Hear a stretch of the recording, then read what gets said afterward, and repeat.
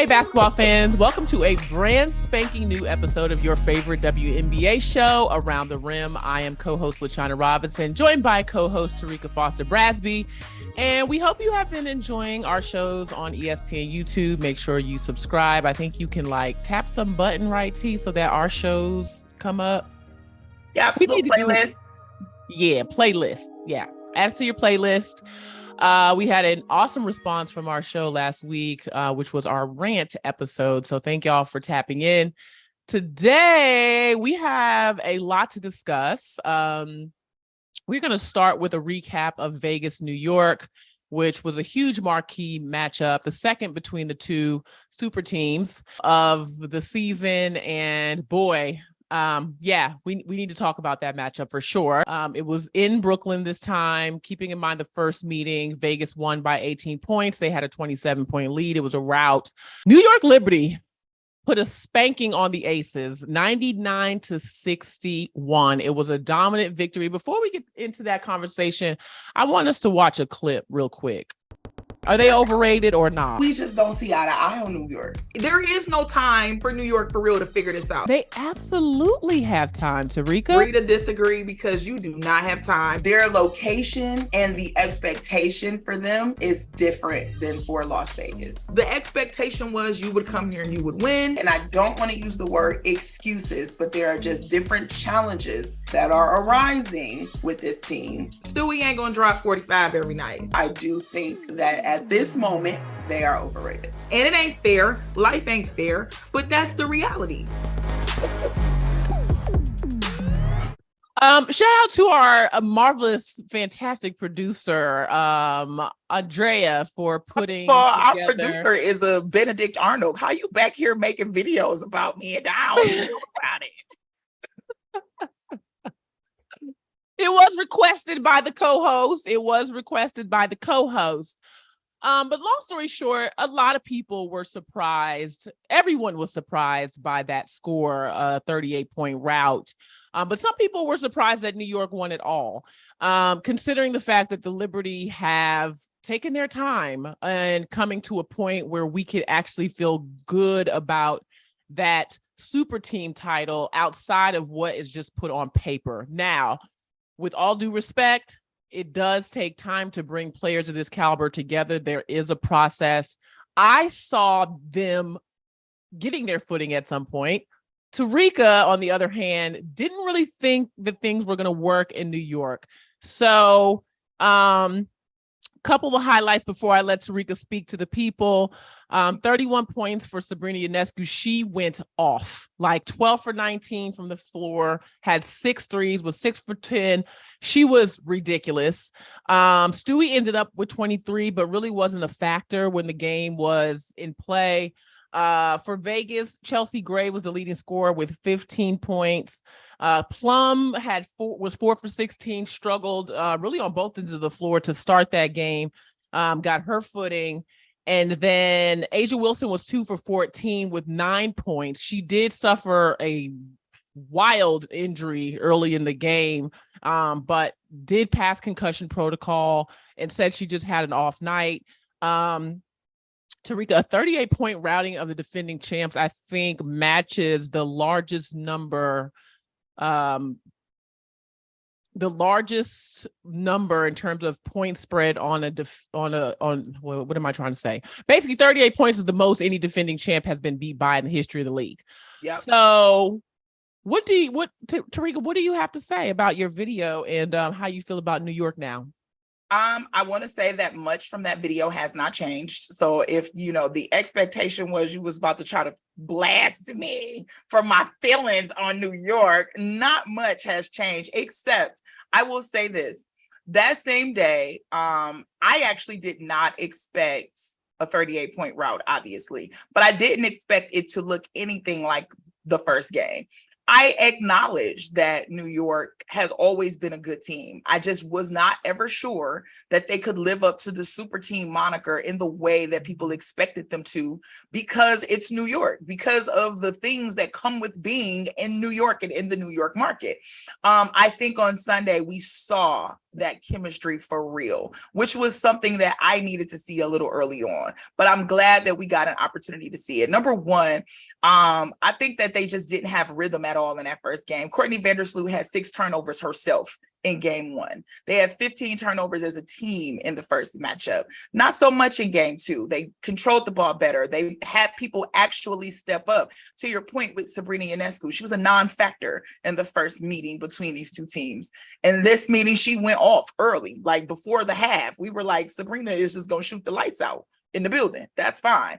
So it was good to finally see it. I still don't like that Jonquel Jones wasn't much of a factor. I thought that she would have gotten her footing in a little bit early, considering that she played well in the month of July, started to be more a double-digit scorer. But this is the New York that everybody wanted to see. This is the New York that I wanted to see. I thought it was going to be a good game, but I still thought that Las Vegas would win.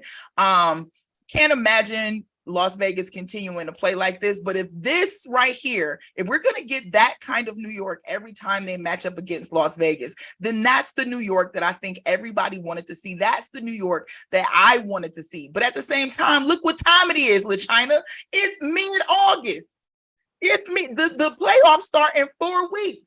I said y'all ain't got all the time that you think you have, and you don't. Now, some players will say, okay, this is the perfect time to start playing this way because you don't want to click too early. You don't want to do all of this before the playoffs begin, and then by the time the playoffs start, you don't have it. So I get that. But yeah, it took y'all long enough.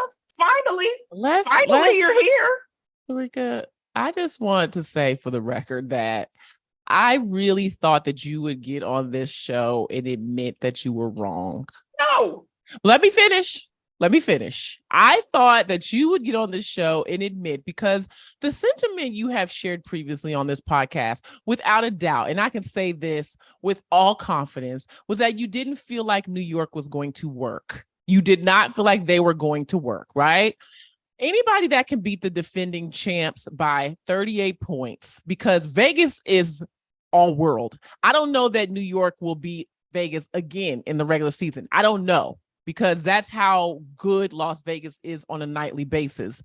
But you have to admit that New York showed the world that they will and can contend for a WNBA championship, that they are well in the conversation, that this super team title for New York is a real thing. What we saw was incredible. And you actually made a point for me in that, how do you score 99 points and Jonquel Jones wasn't as effective in terms of scoring, which honestly, she had 14 rebounds. I have no problem with JJ's game. Everybody can't go off when you score 100 points and you're going to make 17 3-pointers. You make 17 3-pointers. Everybody's not maybe going to be as involved. Marine Johannes had 0 points. Right. So if this team can score 99 with JJ having 12, Marine having 0, I'm sorry. This was a coming out party for the New York Liberty. Now, again, who knows what is going to happen from this step forward, but I think you got to give this team their respect that they have gotten better every month.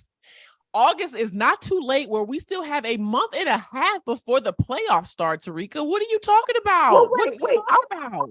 I want to back up to something, because I want to back up to where I have ever said this team would never work. I never said that. In all of the clips that we've had, I never said that. You said that you didn't think it would work. I said these players, you didn't think that this group of players were going to live up to the billing. Exactly. That's what I said. Not that this team would never work. What I said was this team does not have as much time to get their act together. The clip just showed it. I could clearly Okay. say this team does not have as much time because y'all play in New York, and New Yorkers in this market want you to win now. I also never said they could never contend, but what I said was I'm not automatically putting them in the finals because the same team that just blew out Las Vegas by 40 points is also the same team that lost to Minnesota, who's been at 500. Minnesota's in the playoffs. If it But starts, I'm simply saying this team is inconsistent. Las Vegas is doing what they're doing night in and night out, and it's convincing. I said New that. York has not been convincing. They got one convincing win like this over the team they needed to, and now I'm supposed to crown them. You're supposed to say they arrived. They have arrived. Show me some more. Show me some more, New York. They've arrived. Next Okay, topic. so long story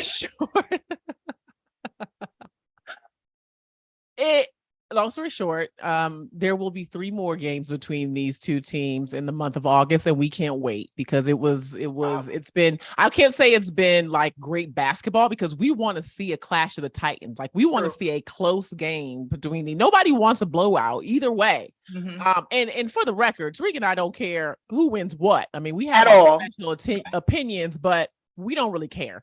So we just want to see good basketball. And I just thought that both teams in their wins have put on a show and a clinic in their particular style of basketball. So there will be more chapters of this to come. And if y'all find that clip of Terrika talking about the configuration of this team, just send it to me. Just copy me, get me on Twitter. Andrea, since you're making stuff, you need to make sure you put a don't be threatening my producer. Don't be threatening my producer. Okay. Moving on, we did have a very I'm gonna let you introduce the drama of this past weekend, T, because it's been so much. It's been so much. Okay, so we're gonna stick with Sunday really quick since we're on Sunday's matchup. There was a lot of tempers flaring on Sunday. There was an incident in the Washington game between Brittany Sykes and Layshia Clarendon where they got into a little bit of a scuffle.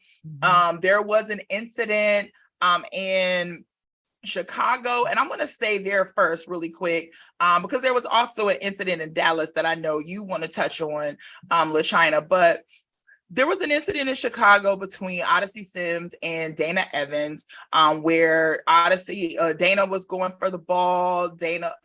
Odyssey was defending her. Dana was trying to get around her, and it looked like Odyssey did something crazy with her arms. And Dana didn't like that much. Dana didn't like that at all, actually, and confronted her about it. And then you could start to see players coming off the bench. Ruthie Hebert came off the bench, actually ended up being suspended for leaving the bench. But there were other players who were trying to leave the bench area as well to try to break these two up. And one of which was Courtney Williams. Now, I just want to say, if you've been following women's basketball for the last few years, you may have heard Courtney Williams' name in some off-season, out-of-season incidents, in which, it probably was something that maybe shouldn't have been made public in the way that it was. But what I want you to pay attention to is how Courtney Williams has played and how she has been since that incident. Courtney has minded her business, right? But Courtney's minded her business. Courtney's played basketball. She's been playing at AU in the offseason. Courtney's been minding her business, right? However, during that incident, Elizabeth Williams the next day during a press conference brought attention to the portrayal of Courtney Williams in an incident that really didn't have much to do with her. Yes, she was attempting to leave the bench area, and usually you are fined for that. However, I believe the way that it looked like it could have possibly been more. There was a lot of attention from a camera angle. There was more conversation from some of the commentators regarding what Courtney was doing versus what was actually happening on the court. And Elizabeth Williams felt the need to address it in the press conference the next day, asked to say, hey, listen, we cannot allow someone's perceived reputation or things like that to get in the way of how we continue to drive a narrative about these women. Because at the end of the day, this is a league full of Black women, and things that people say, it resonates. Things that people say, it lives. Now, LaChina, you and I are both You've been in the broadcast booth a lot longer than I have, so I always defer to you when it comes to this thing. But can you just talk a little bit about what we say and how we address things on air kind of breeds a narrative or breeds a story that maybe sometimes really isn't a story, depending on what is said and how it's mentioned? Yeah. What I will say first and foremost is that I did not see the broadcast, right? So I do want to be honest in that I did not see the broadcast. I did see the interaction between Odyssey and Dana and had a chuckle about on Instagram with the two of them going back and forth in the comments on IG. But one thing, first of all, I know about Elizabeth Williams is that she is a person who has transformed into an incredible leader. Came into this league with a more quiet voice, if you will, but we have just seen her grow into someone who has just an intentional impact on this league, on its players. Remembering everything that happened in Atlanta, she was a big contributing voice in that. And so I'm glad that she addressed her concerns. There is no doubt that what people say on television, what they don't say, and how they portray these women is everything. It is your words can stick with these players in their personal lives. Their families are watching. They're as Black women, this is a platform where it's majority Black women. So some people are tuning in and don't have interactions every day with Black women and don't have tangible examples of us. So what you say and how we portray them on television is very significant. And something I do know about Courtney Williams, I was watching, obviously I've been watching all season long, but she feels like she is really at her best in her game and in her life right now. And I'm not looking at any numbers. I just watch her body language. I've just been watching her even as this team has struggled in stretches. This is not the same Courtney Williams that entered the league. And that's not to say anything about that version of Courtney, but you hope, just like I hope, that every year we grow, we learn, we evolve as people. And I just remember one day watching and being so impressed. She got a triple double. Like there's just been some things that have happened. I'm just like, wow, Courtney Williams is really coming along. And so I'm disappointed to hear that she was painted in such a light. And what I know as a broadcaster on a game is that sometimes the camera goes places that you don't control, right? Like people don't, and this is one reason, and we'll address Twitter next week, but there's a lot of nuances in broadcasting that people do not understand. Yeah. And one of them is you don't get to decide where the camera goes. Okay. There's a producer in the back that decides where the camera goes.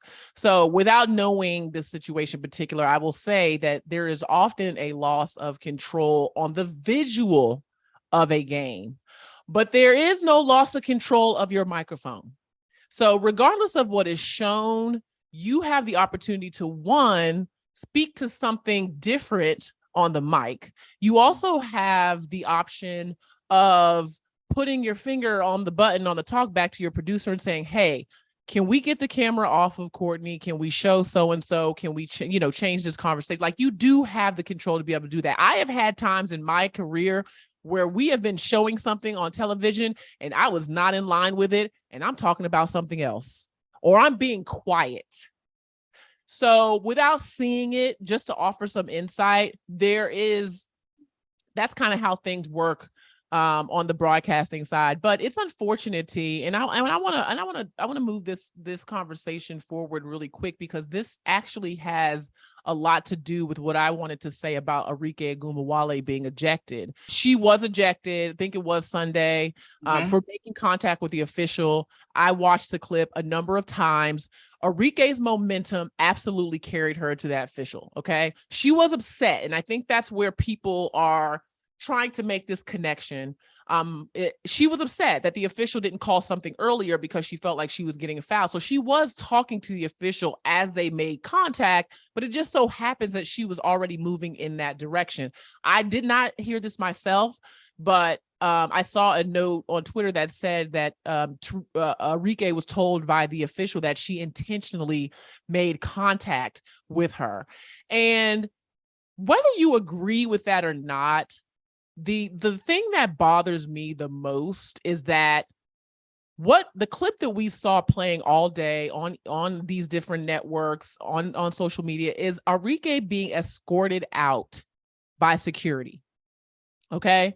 This is not the visual you want to see or show of these women and what they're doing on the court. And I know there may be some kind of protocol where if you're ejected, you have to get escorted out. I don't remember that happening the time Arike got ejected and was waving. I don't remember security escorting her out, but you have little girls and little boys watching these games and seeing her being taken out, removed from the game, basically, not to say anybody made contact with her, but as though she's some kind of threat that she needs to be supervised on her way to the locker room. It doesn't know how to get there. Like there is something else that may happen. And I didn't see maybe Arike's behavior or something, made them feel like she needed to have security escort her out or whatever.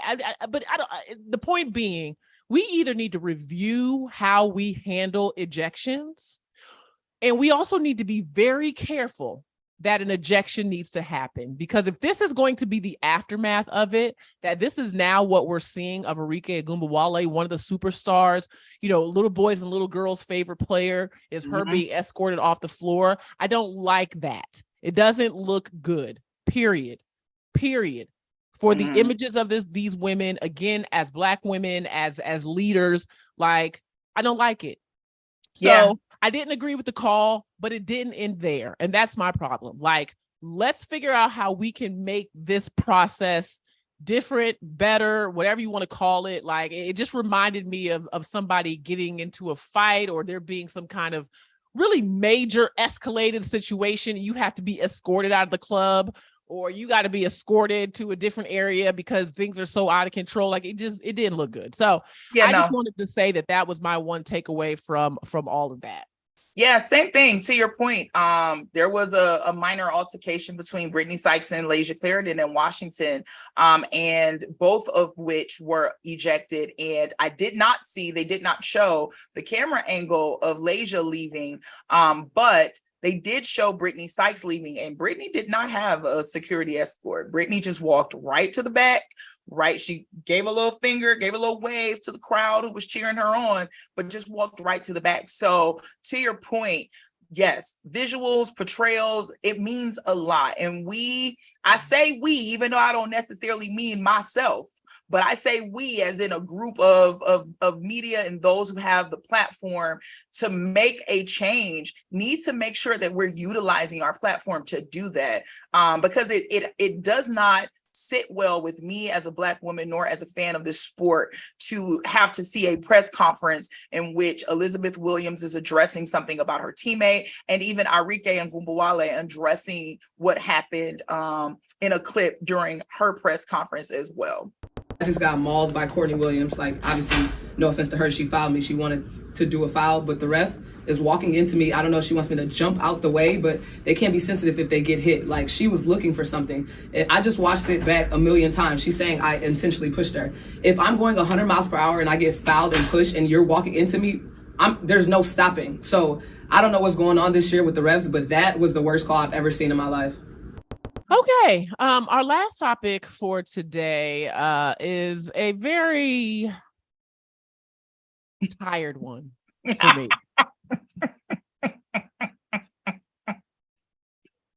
And that is one Liz Cambage. And I'm going to speak my piece, and I'm going to let Terrika talk to this because Terrika has some things she wants to share.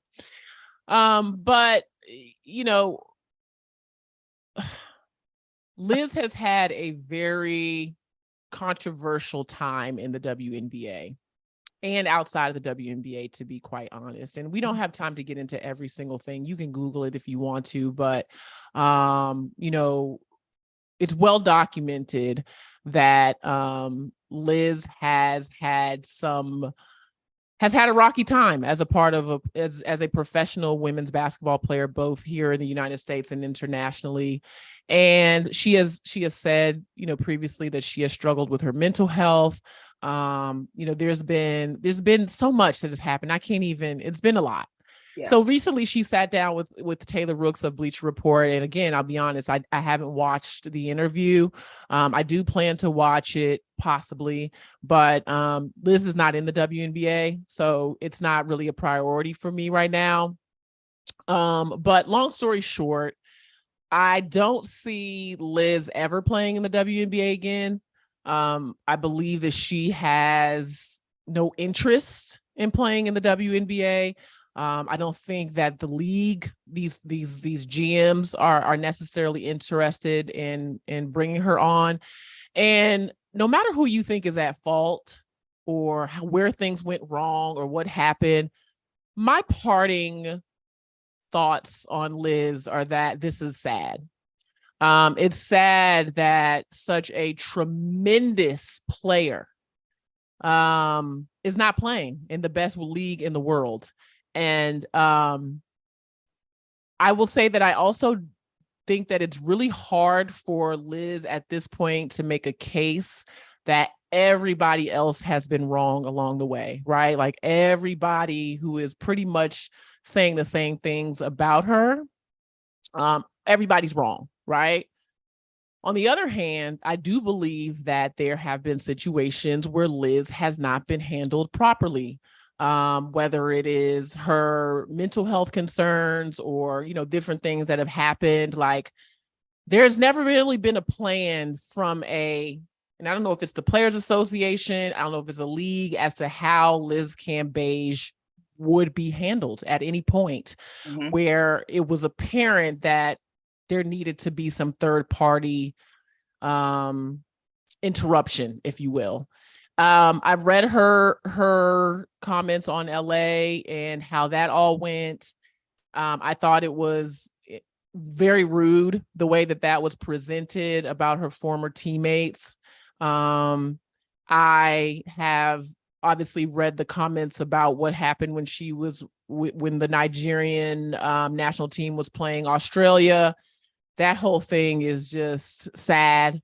So I don't know that I even just said anything at all, because I don't have anything to give. I've met Liz. I think she's a sweetheart whenever she and I have interacted. I've been a fan of how she's talked about her mental health and been open about things like that.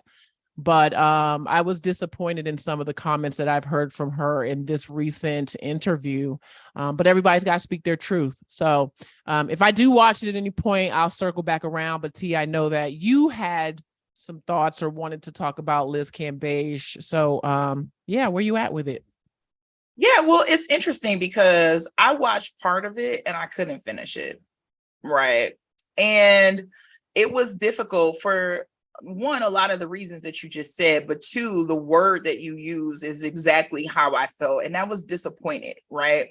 There's been some time that has passed since we've heard from Liz in this way, right? And so because of mental health concerns, because of it felt like when she left that she made a statement saying, I just need some time away from this, right? So it kind of felt like you use this time to, I don't know, become more self-aware or enjoy some other things in life outside of basketball. Like you would think that when you hear someone who you haven't heard from in a while, that the way that they address things would be a little different, that there was some time for reflection. And maybe there was, because I don't know, I wasn't there. So maybe there was. But when I listened to the interview, it felt like it was the same Liz that left. And I think that was a bit disappointing for me, that it just felt like this was the same Liz.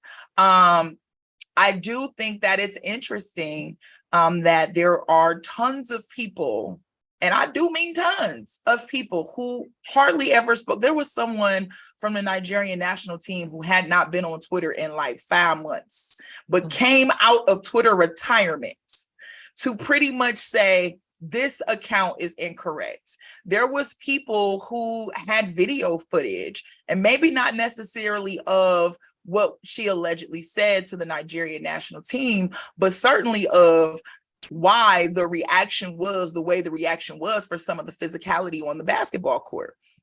There were players from Los Angeles who came out to speak out, even one of which who no longer is in the WNBA herself, who came out to say, this is not true. This is not how this went down.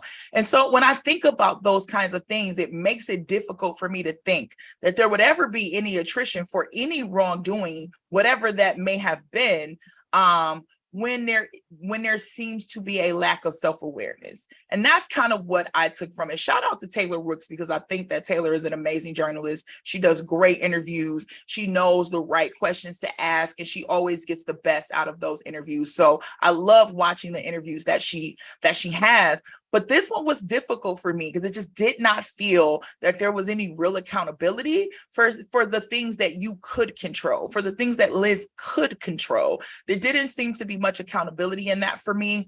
And I was just really disappointed. I do hope that there is, at some point, we do get to see Liz Cambage play basketball again. I don't know if that's on the international level.